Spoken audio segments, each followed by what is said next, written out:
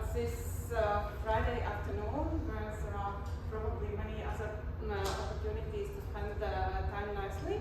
But let's talk a little bit about topics of government, power, and artificial intelligence policy. As it was already said, so I approach this topic by working at intersection of public policy, political science, and social studies of science and technology. And my broader topics that I have been working for a long time has been governance of emerging technologies. I have looked on several emerging technologies. Some 15 or more years ago, big emerging technology was nanotechnology. And later I also worked on brain research and more recently on artificial intelligence. And working across these different emerging technologies, it's also very interesting to see some similarities across them. They all come with a lot of uncertainty about their social impacts, about future developments. They also bring very rapid change, but there are also certain differences for each technology.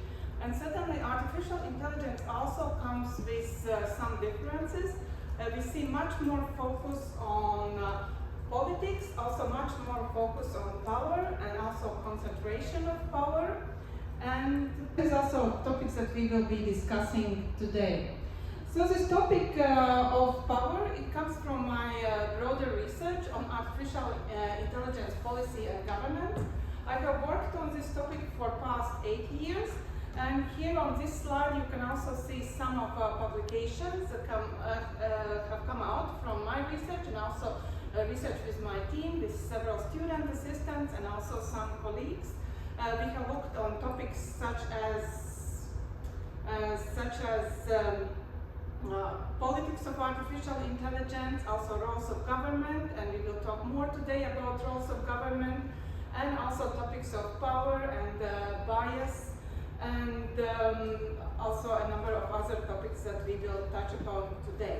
And on the basis of this earlier work, today I will mostly talk about some of my recent work and one of my forthcoming chapters, which you can see here as a preprint. And the title of my chapter is The Roles of Government in AI Governance and Policy Making, Reshaping or Reinforcing Power Asymmetries. And this chapter is part of this forthcoming book. You can also see it on this slide, Artificial Intelligence. Artificial Intelligence and Power in Government, which is edited by Sorin Dan, Nina Mantilla, and Jane Fontaine. And this is a very interesting edited book which brings together 90. So what I will be talking today is mostly based on this chapter. And this chapter starts with observation that in artificial intelligence we have very high concentration of power in small number of big tech companies. And these big tech companies, very often we mention US big tech companies, but it's important also to remember Chinese big tech companies, which are very prominent in AI field. And when we talk about the main US AI companies, then very often use the abbreviation is GAFA, which stands for Google, Amazon, Facebook, Apple, and Microsoft. And when we talk about Chinese big tech companies in AI field, one acronym used is BAS, which stands for Baidu, Alibaba, Tencent, and Huawei. And considering this high concentration of power, when we think what kind of governance we see in the field of AI, then thinking about different types of governance, we can see that this very much resembles oligopoly mode of governance. You can see also here this table, and what oligopoly mode of governance can be found in upper right side of this table, and that means that it is characterized by a hierarchical organization of different actors, and that non-state actors, in this case big tech companies, are dominating. And when we talk about powers that the big tech exemplifies in the field of AI, we can talk about many different types of power. And here some are listed on this slide. So power works, for example, the big tech is controlling infrastructure. Also power works in a way that big tech has huge influence on policy making in the field of artificial intelligence. And that works through, for example, through lobbying, through ethics washing. So ethics washing means that companies prefer to talk about ethical guidelines in order to avoid regulation, binding regulation, or delays is binding regulation. And this can work also through regulatory capture when big tech has influence over regulation and also can design regulations that fits big tech interests. Another forms of big tech power is, for example, funding academia and civil society organizations, and through this funding also having influence what kind of questions academic researchers and also civil society organizations are discussing, and maybe which questions also they remain silent about. Another form of power is also, for example, influence on political discourse, that big tech companies are also promoting certain big tech framings. And we can see that there are these different forms of power, and these different forms of power are also reinforcing each other. So these companies, they have economic powers, they have political power and ideational power, and they all help each other and reinforce the power of big tech in this field. So this is this broader context, how power is distributed in field of AI, that these big tech companies have a lot of power, and other actors, for example, civil society organizations, have relatively little power. And you might ask, yes, what is so special? Of course, industry very often has a lot of power, but actually if we compare with some other emerging technologies, for example, if we compare with nanotechnology or currently with brain research, brain technology, we don't see such a high concentration of power in small number of big tech companies. In other tech sectors, we see that there is more diverse. There are some big companies, there are also more like startups, which are also independent and not necessarily being acquired by big tech companies. So in other fields, we see that also even power of tech sector is more distributed. But what is really specific about AI is that power is very highly concentrated, very asymmetrical. And in this context, in my research, so I look what is the role of government. If companies has such a big power, so what is government doing? Is government kind of reinforcing this power of big tech companies, or is government also trying to reshape power of also more in favor of society? And I will also discuss many different tools and instruments that government has at its disposal also to reshape power of big tech companies. And when we talk about power, so it's also very important to think not only about these more visible and direct forms of power, but also more subtle and indirect forms of power. For example, power of shaping ideas, which I will also talk about in a moment, more about in a moment. So, and some of research that I'm addressing in my research is which ideas about the role of government dominate in artificial intelligence policy. Also, which ideas are maybe neglected or which ideas are absent in this policy. And also, are these dominant ideas about the role of government in AI reinforcing or reshaping existing power asymmetries? And so, in order to start this discussion, it's also a little bit useful to remind what is power, and because it also helps to have more granular discussion what do we understand by big tech power and how power works in artificial intelligence field. So power, of course, is one of the key concepts in social science, and it has many different meanings. Power can be influence, power can be coercion, Power can also be manipulation. Power can also be understood as a force. In political science, there are three main understandings of power. Often they are also framed as three dimensions of power. So first dimension of power is direct decision making. That comes from Dahl, and that is understood that A has a power over B to the extent that he can get B to do something that B wouldn't otherwise do. So that's direct. Second dimension of power is indirect agenda setting. That comes from Bachrach and Baratz.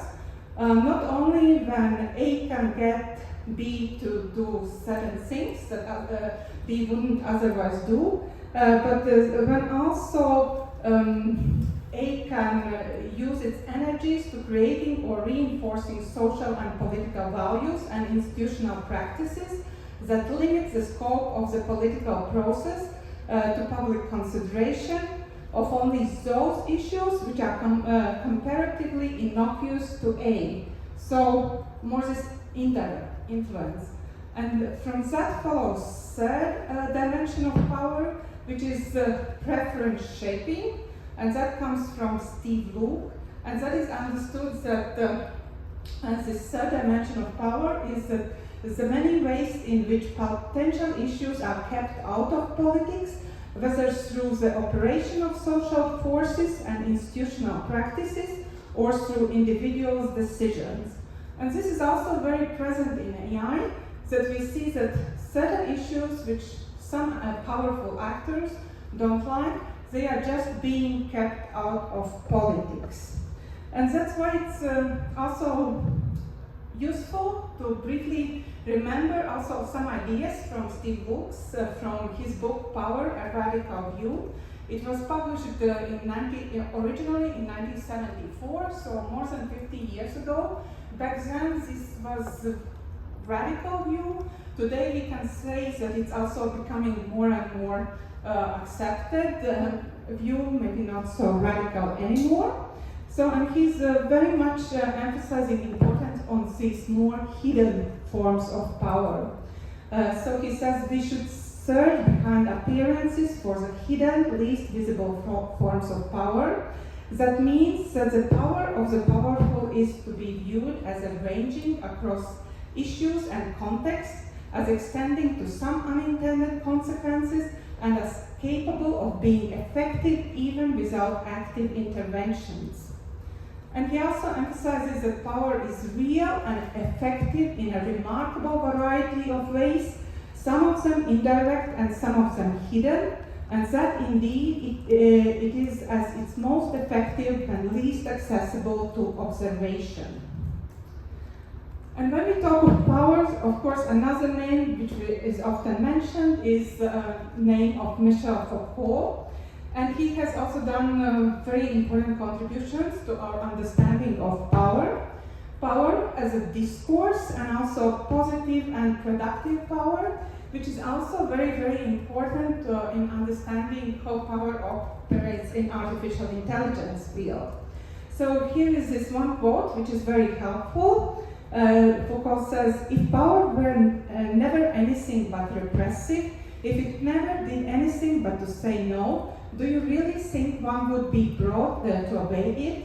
What makes power called good, what makes it accepted, is simply the fact that it doesn't only based on us as a force that says no, but that it traverses and produces things, it induces pleasure, forms of knowledge, produces discourse.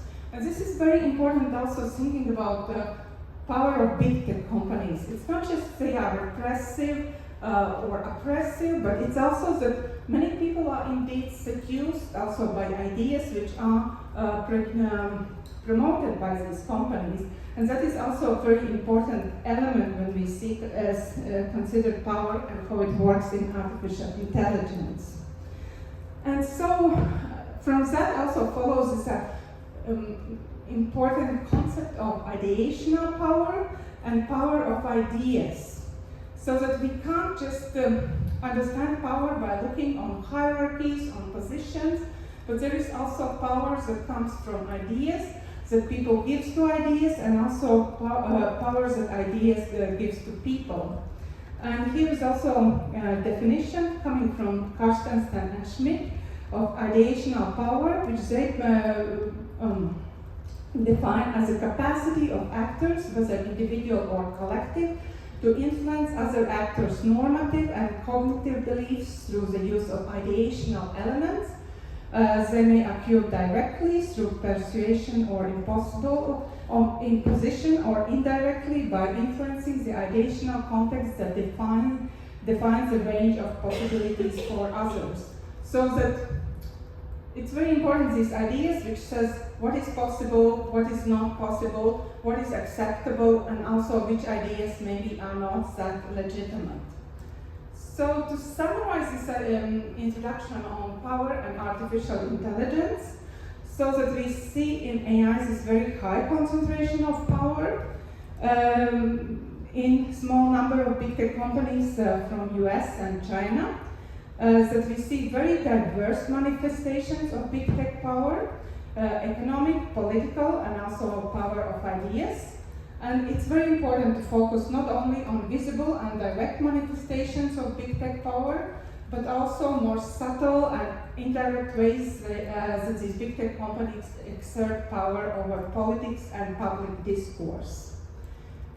And with that, we move to the next topic, namely about the roles of government, and also how this power of big tech influences what we hear, what kind of roles of government we see in artificial intelligence, and which roles of government are absent. And also government in technology policy is a very interesting topic, which is also very much changing. It comes with a lot of history, it comes also with a lot of ideological baggage, but it has also been, what is very important that we have seen in recent years, also very interesting and very important analytical and conceptual and theoretical developments, how this roles of government is understood, and how they work in the field of technology. So a bit to simplify, we can say that traditionally roles of government in technology policy have very much been understood as correcting market failures, fixing negative externalities, for example, impacts on environment and health that technologies might have. It's also have been seen that the role of government is to ensure a level playing field, also investment in public goods such as infrastructure, such as pre-competitive basic scientific research, and very importantly, traditionally it has been understood that at any cost it's important to avoid government failures and to avoid crowding out private investment. These views have been very much reconsidered, and today we can see a lot of development in thinking about roles of government in technology policy. It is increasingly recognized that government can also create and shape markets. It can be lead investor in major technologies, creating markets, not only fixing them, shaping direction of technologies towards social benefit. Also, it can experiment and take risks, and government investments are crowding in rather than crowding out, and stimulating private investments, for example, such as Apollo project. One very important book that also facilitated a lot of discussion about the role of government is by Mariana Mazzucato on entrepreneurial state. What's interesting about this book, so that this book is challenging this stereotype that private sector is always very dynamic and innovative, and public sector is always this risk-averse, heavy and bureaucratic and slow. And with examples of several technologies, in this book, Mariana Mazzucato shows that it can be actually opposite. She provides evidence that there is often this rhetoric that US government is very little involved into technology development, which is actually not true. that actually US government has also made major investments in many technologies such as IT, space, drug discovery, and clean energy, which have been very crucial. And that also private companies are actually reaping a lot of benefits from public investments. And one famous example that is often mentioned is iPhone. That a lot of technologies which makes iPhone so smart actually comes from different public investments, for example from DARPA, from Defense Advanced Research Project Agency, and also many other agencies. So this discussion of entrepreneurial state also very much changed our understanding of, or general understanding of the role of state.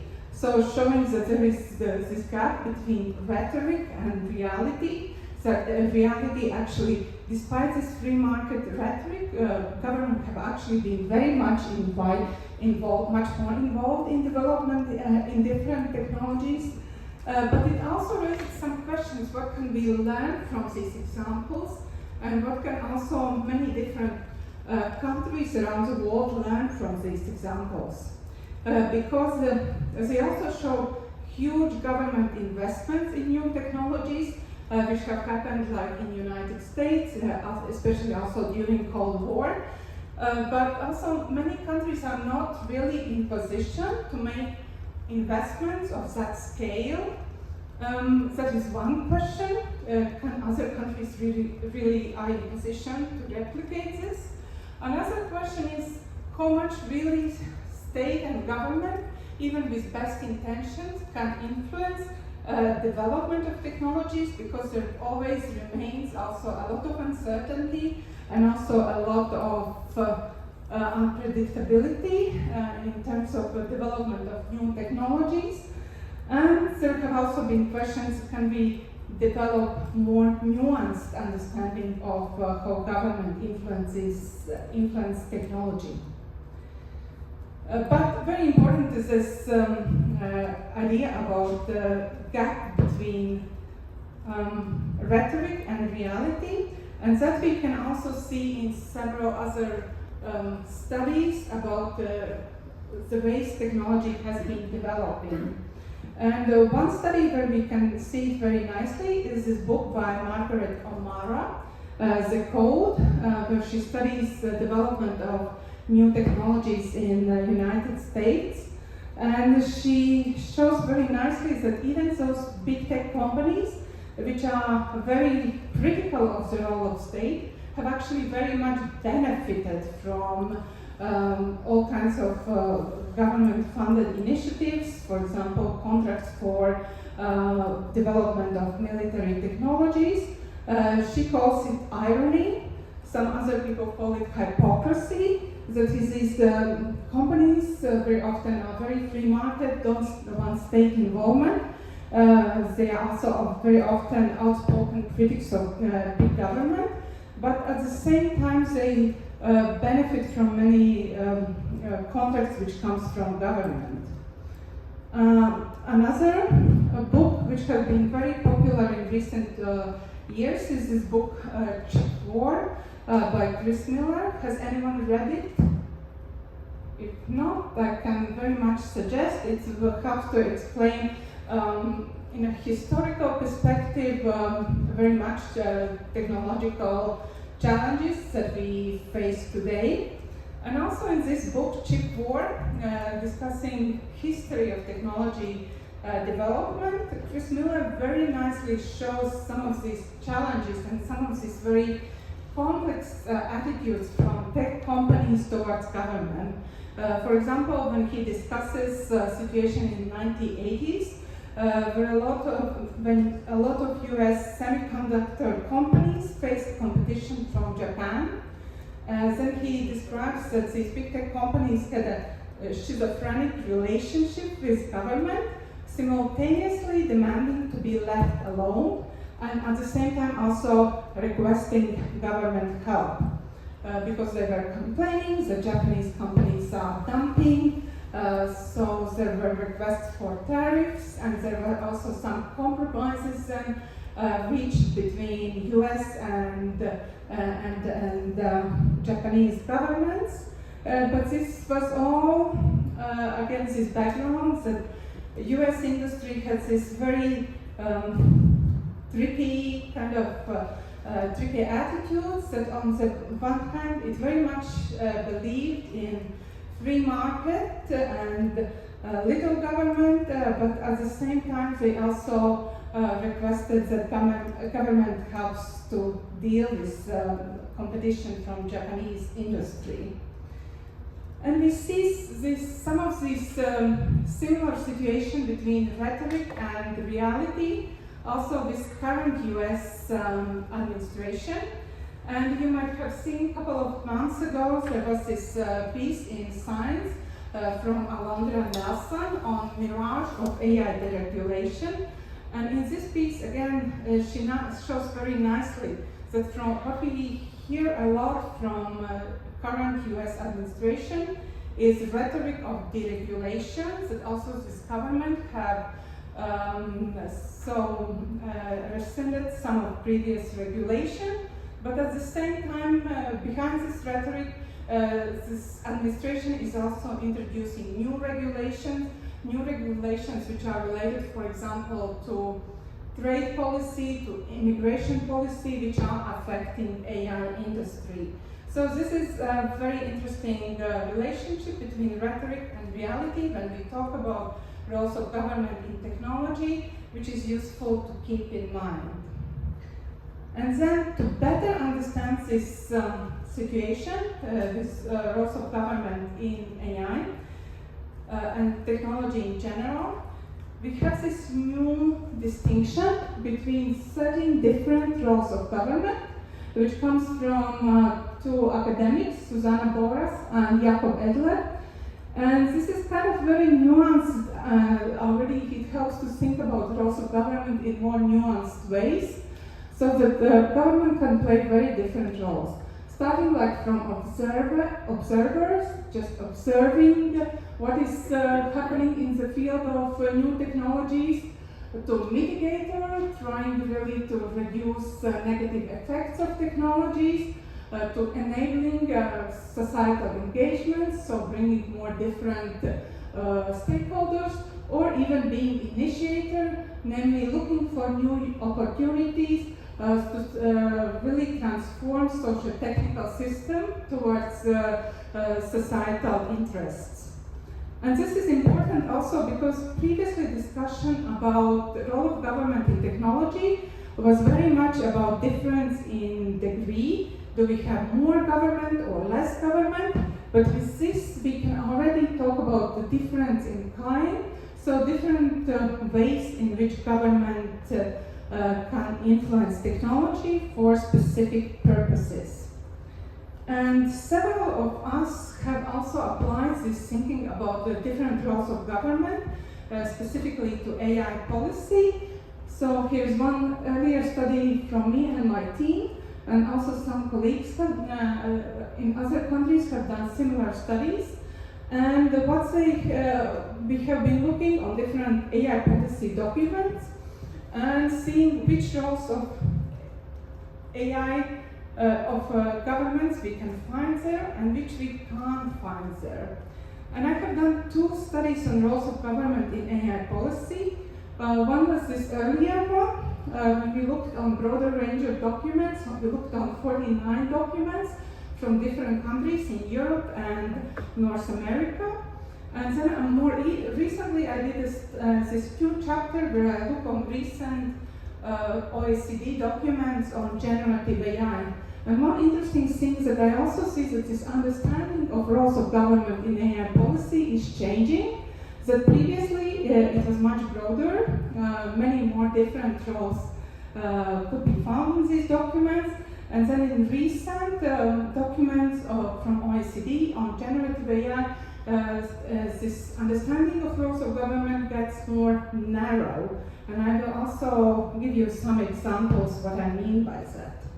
So in this earlier, more broader set of roles of government, we can, for example, find the role of promoter that several national strategies from France, but also from United States, from Sweden, talk about different ways that government can promote artificial intelligence for societal transformation, for using it in government, academia, and industry, and also using it for sustainable development. So, quite active role for government to promote artificial intelligence. Interestingly, we also find this role of governments to enable societal engagement. For example, Swedish national AI strategy emphasized how important it is to bring different stakeholders into AI policy, and EU AI strategy also talked about creating multi-stakeholder platform in the field of artificial intelligence. I can also say that the EU strategy faced some challenges when they set up this multi-stakeholder platform. You won't be surprised that most active participants in this multi-stakeholder platform were industry organizations, and that also follows from logic of collective action, that industry organizations are usually best resourced, best organized, and they also are ones which can take most advantage of these kind of opportunities. And that is why it's so difficult to get kind of more balanced participation from different societal actors. Another role that we can also find in different documents is the role of guarantor, so that the government also tries to ensure the development of new technologies, in this case, that it's also safe, that it also serves, that it also helps to harness opportunities and protect society from the risks, as also this document from UK Parliament says. And then in these more recent documents from OECD, what we see is that these roles of government get more limited. The government is more just like observing or mitigating risks. So not anymore enabling societal participation or promoting, but more these limited roles. And that is also something that goes back to these ideas about power and power over ideas, why certain roles are presented and others are not. And then very interesting question is which roles we can't find in AI documents. And one role that we can't find in AI policy documents is government as a lead user in artificial intelligence policy. And why is this interesting? Because documents very often mention that very promising areas for using AI are, for example, education, for example, health. And education and health, they are very much public sector fields, and actually government has great opportunities to influence how these technologies are used in, for example, in education and health, for example, through public procurement, through defining kind of what are conditions for public procurement, but that is very often not happening. Why it's not happening? Because very often government also don't have capacity to define these conditions, and then it's left either to external consultants or companies themselves, and then maybe public interests are not at the core. And to demonstrate illustrate this pattern, when government has opportunity and not using this opportunity to define conditions, I want to use one recent example. So, do you recognize where this is coming from? This is a recent UK example. It is in late January, UK government announced free AI training for all.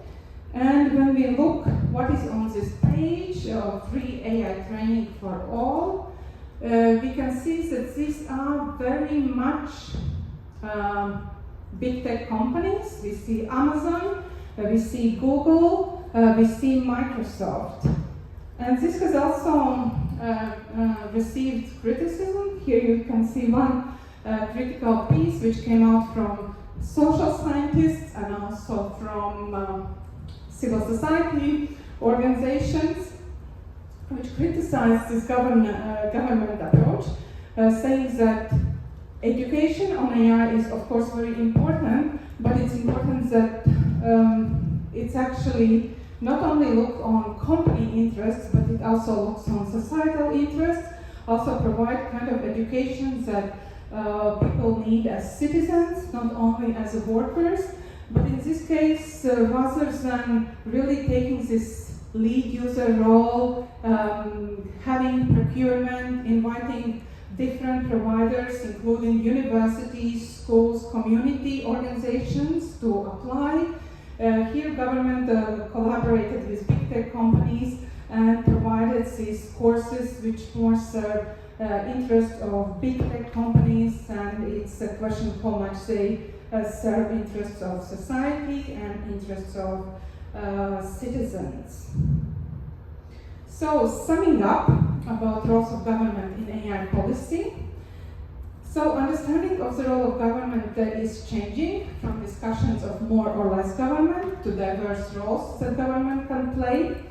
We see multiple roles of government in AI policy, but we also see that over time these roles of government are shrinking, that in these recent documents we see more these restricted roles, such as warning, mitigating, and also observing. And in these recent documents, these roles mostly focus on risk management, neglecting really these more societal issues, what is purpose of technology, how do we involve different stakeholders. And that raises these questions about power asymmetries. Do we really see that this more subtle influence of pro-tech policy framings, which fits with big tech interests, might be influencing also public policies in this area? And I will finish with that. I also have some references if you would like to have a look on some of these questions and read more on these questions. And with that, I'm very happy to also have any questions and comments. Thanks a lot.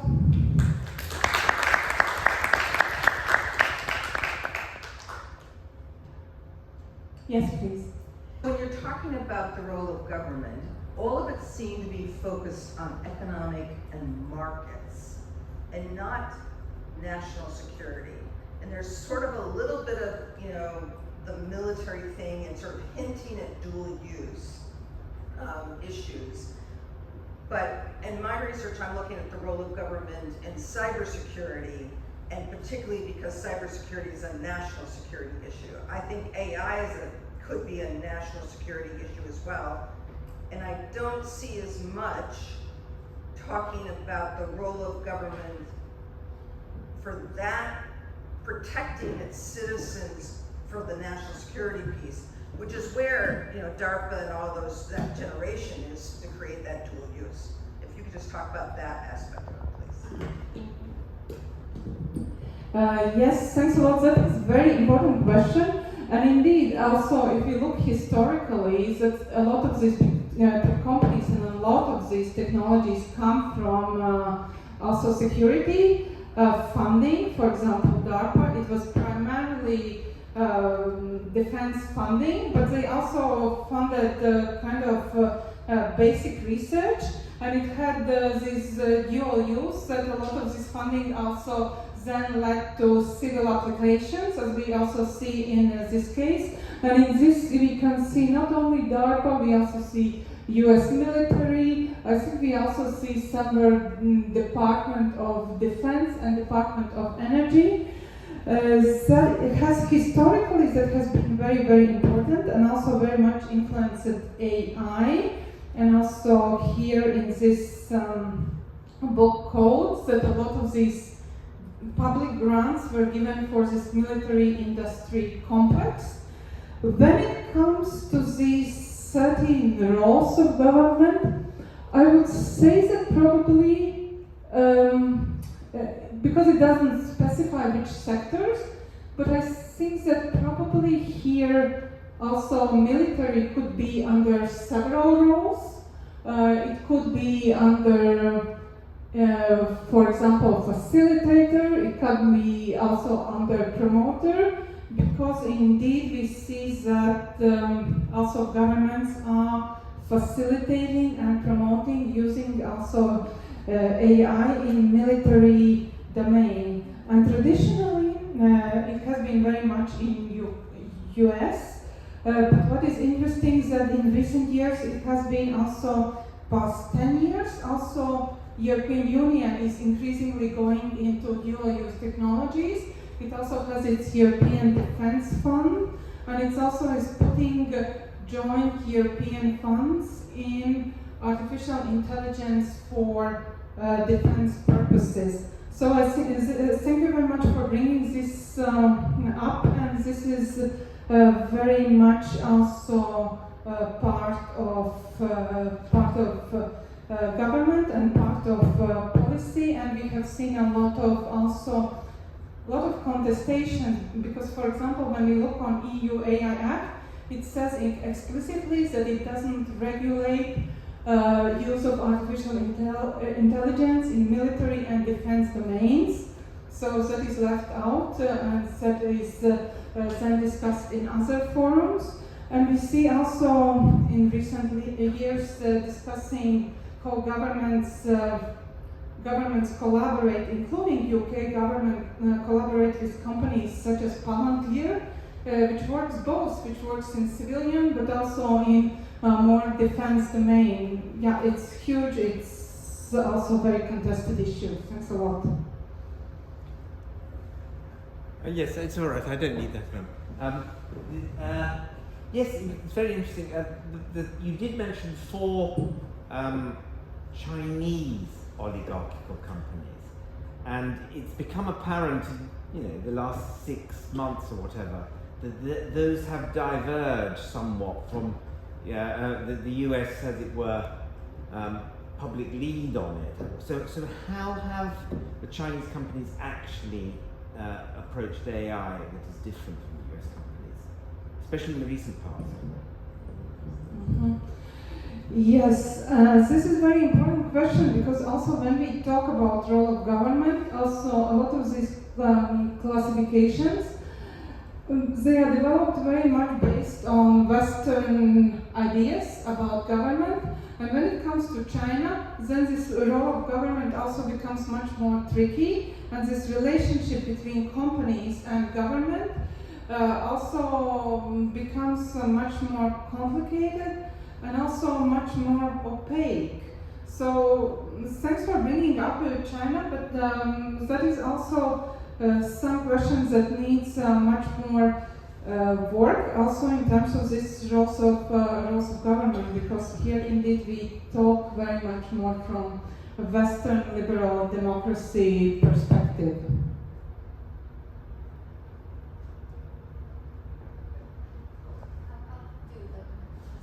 Thank you very much for your talk. I wanted to ask you, how do you see the power dynamics shift between different countries across the world? Do you expect more inequalities and power inequalities especially to deepen due to the emergence and diffusion of AI? Thanks a lot. That is also a very, very important question, because we see that this distribution of power across different countries in AI is also highly unequal. That mostly we talk about 2 or 3 countries. A lot focus is on race between US and China, and then we talk also about European Union. And then the question is how many countries are actually involved in different forums that make global governance forums that make decisions about artificial intelligence. And in 2024, United Nations published a report governing AI for humanity. And in this report, they did very interesting analysis. They studied 8 main global governance forums dealing with AI issues. They looked on things such as G7, I think G20, AI safety, safety summits, and so on. And what they found in this study is that out of these 8 forums, there are 8 countries which participate in all of them. But then there are more than 100 countries, which is more than half countries in the world, which are not part in any of these forums. And geographically, it looked like that those countries which really participate in these forums, they are most developed countries in Europe. They are developed in, they are from Europe, from North America. But then there are some countries from Asia, and from Asia, those are most developed countries such as South Korea, Taiwan, Singapore, and Japan. But then the rest of Asia, large part of the rest of Asia, most of Africa, most of Latin America are not involved in these global governance for AI forums at all, which is clearly also showing huge inequalities, because AI is, even if it's developed by a small number of companies in small number of countries, it is being used and affecting lives all over the world.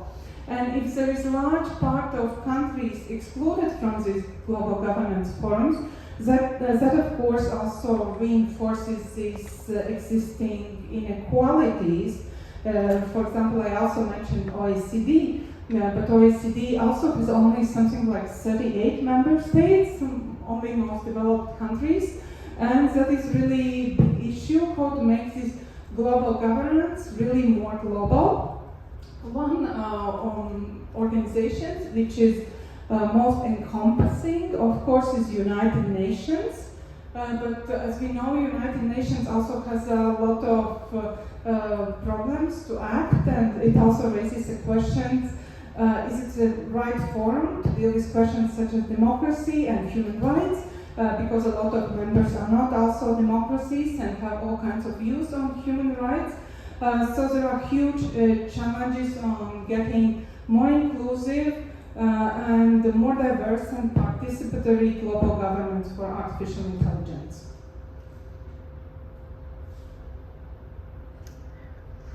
So just before I ask my question, I'd like to introduce myself to everyone here.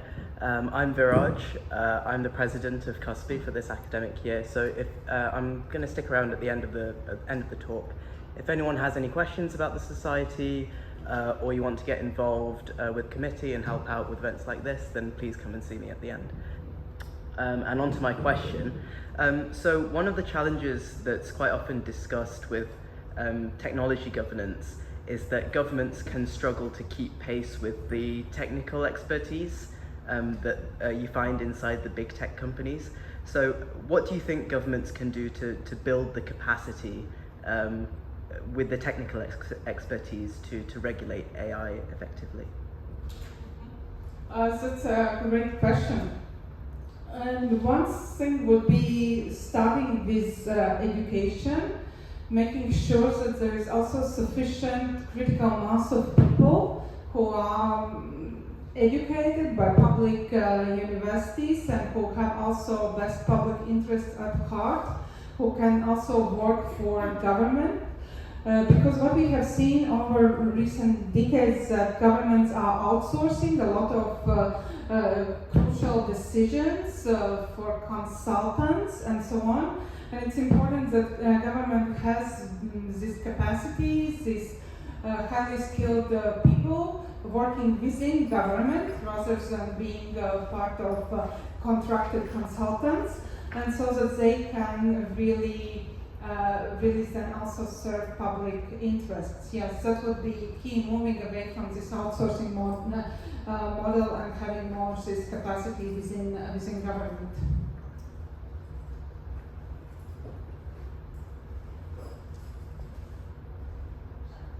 You mentioned how tech has a lot of influence in government's priorities through lobbying and other methods. I was wondering if you had anything to say about out of this list of different roles that the government can play, which roles specifically are more incentivized by this increased collaboration between tech industry and governments?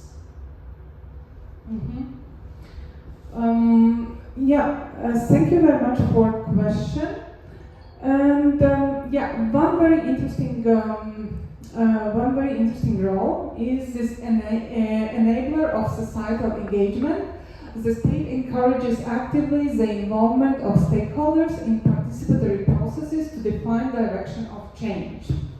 And this goes a little bit back to these challenges or problems of collective action that I mentioned, creating these multi-stakeholder forums, which is a nice idea.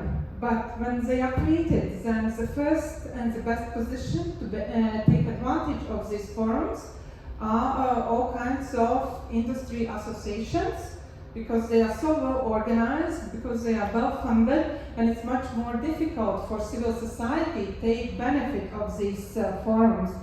And a very interesting experiment kind of in AI governance was a couple of years ago, after EU AI Act was adopted. European Commission was leading development of a general code of practice for artificial intelligence, and it had an open call. Everyone could apply, academics, industry experts, civil society organizations, to be part of preparing this code. So 1,000 people applied, but being part of this code and development of this code and really meaningfully influencing this code, it also took a lot of work, a lot of resources.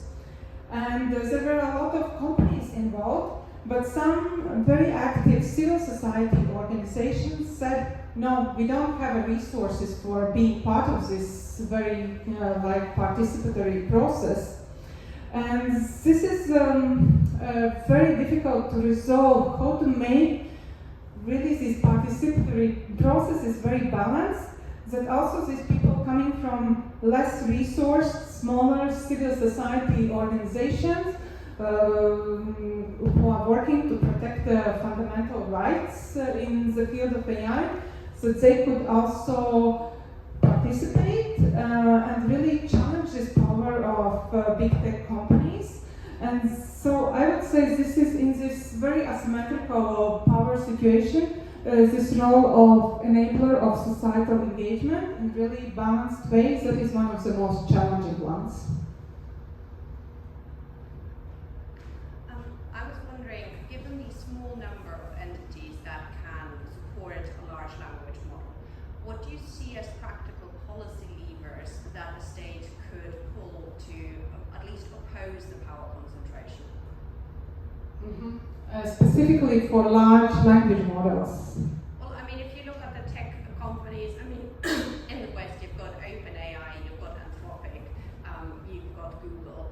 That's basically it. So as a government, if you want access to a large language model, you have to work with one of them. And so you kind of you're essentially platform bound in a way that we've seen with other platforms like Amazon as well. But are there any concrete policy levers beyond, for example, antitrust policies that you could deploy to open the field? We have seen some governments around the world coming up with very interesting initiatives. I think one was Swiss government, which was developing its own language model, which could also be then used for Swiss government purposes. I think there was also very interesting, more participatory initiatives coming from government of Taiwan, also developing its own models.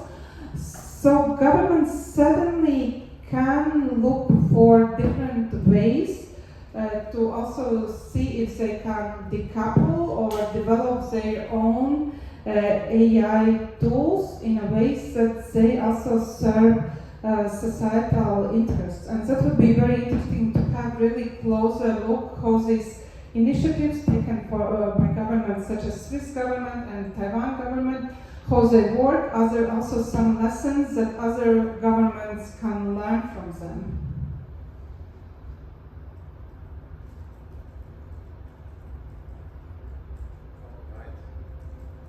There are no questions anymore, and also looking at the time. Yeah, that was it. Again, some warm applause. Dr. Inga Ulnicane.